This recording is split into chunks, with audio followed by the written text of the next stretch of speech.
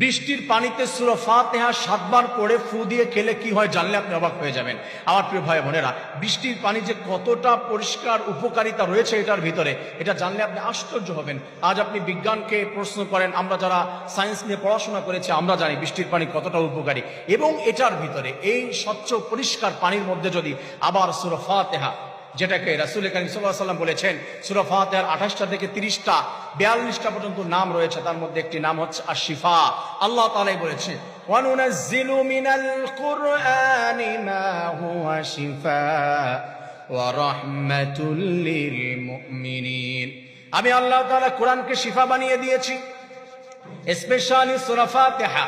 এই সূরা ফাতিহা রব্বুল আলামিন বলেছে তার হাবিবের মাধ্যমে, তাফসীরে বাইজামিতে এসেছে, কোন জাতির উপরে আল্লাহ গজব দিয়েছে মাথার উপরে চলে এসেছে, একটু পরেই তাদের প্রতি এই গজবটি বর্ষিত হবে।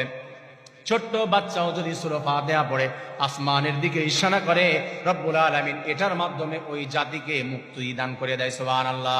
আর বৃষ্টির পানি পরিষ্কার পানি, এটার ভিতরে যদি কেউ সূরা ফাতিহা 7 বার পড়ে দম করতে পারে, ফু দিয়ে ওই পানিটি বোতলের ভিতরে রেখে দিতে পারেন, রব্বুল আলামিন জানিয়ে দিয়েছে ওই বান্দার যত বড়ই রোগ থাকুক না কেন, ও যদি সকাল সন্ধ্যা এখান থেকে একটু পানি মিক্স করে খেতে পারে, তার হাবিবের মাধ্যমে জানিয়ে দিয়েছে রব্বুল আলামিন তাকে সমস্ত রোগ থেকে মুক্তি দান করে দিবে। সুবহানাল্লাহ।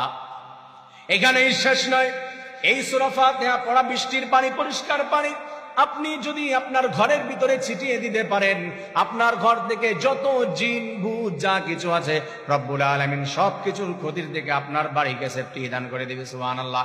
আমার প্রিয় ভাইয়ারা, রব্বুল আলামিন আরো জানিয়ে দিয়েছে হাজার হাজার উপকারিতা রয়েছে। এই উপকারিতা বলতে গেলে রাত পার হয়ে যাবে, তারপরও শেষ হবে না। আমার প্রিয় বন্ধুরা, বৃষ্টি যখন আসবে আমরা একটু পানি ধরে রাখার চেষ্টা করব, আর এখান থেকে আমরা সঠিকভাবে শুদ্ধভাবে সূরা ফাতিহা পড়ার চেষ্টা করব।